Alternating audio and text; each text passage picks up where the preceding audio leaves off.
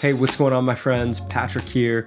I got a quick little tip that I want to share with you today. It's probably my preferred way to not only practice guitar, but also to write and compose original guitar parts, riffs, kind of all at once. And you can, of course, apply this little practice idea to any instrument you're practicing, to your voice, whatever you like. First thing I like to do, just throw together a little instrumental. Doesn't have to be anything too complicated. You can see here, I've got a drum loop that I found on Splice.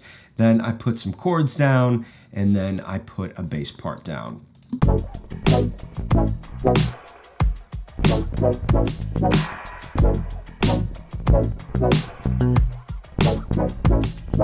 Of course, I'll spend some time just jamming over the top of this, having some fun, but as soon as I start to get some concrete ideas, I press record.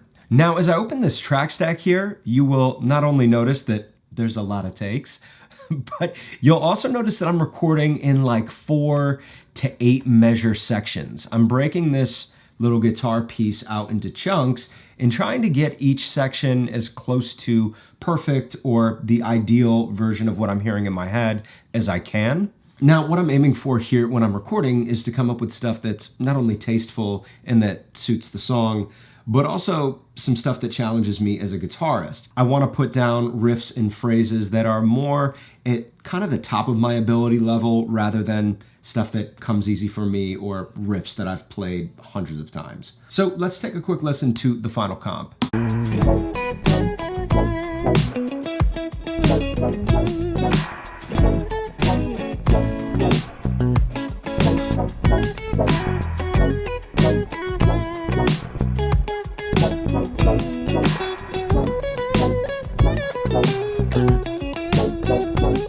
Now, when you look at this comp, it is spliced together from a lot of different pieces. Now, part of the reason for that is it's just the process of trying to get your ideas out. But the other part is a lot of these riffs I just couldn't play cleanly, and I was trying to work that out as I was recording. But at the end of this process, once you have your comp, you have a guitar piece that is completely original to you, but it's also something that you've kind of technically never learned or played before. So now you can sit with your guitar, practice along with your recording, and eventually you will have learned an entirely new piece that, again, is original to you. Now, the other cool thing about having this recorded in your DAW is you can not only practice along with a metronome or a drum beat, but you can also slow down your playback speed while you're practicing. Logic Pro has this Vary Speed button, but if you're in another DAW, I'm sure you have something similar.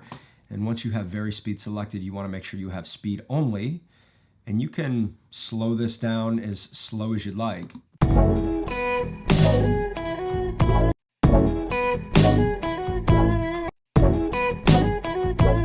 I usually like to start by slowing my speed down by about 20%, sometimes lower if I need to, but 20% is usually a sweet spot, and then I'll just practice the piece until I've got it nice and smooth, I've got that muscle memory locked in.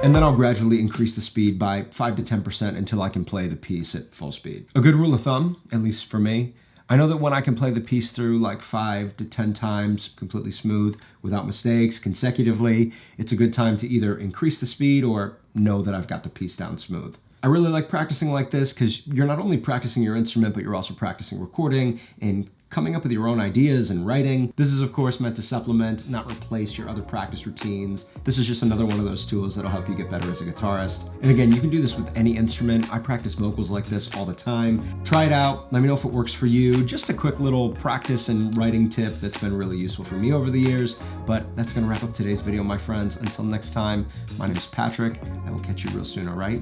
Peace.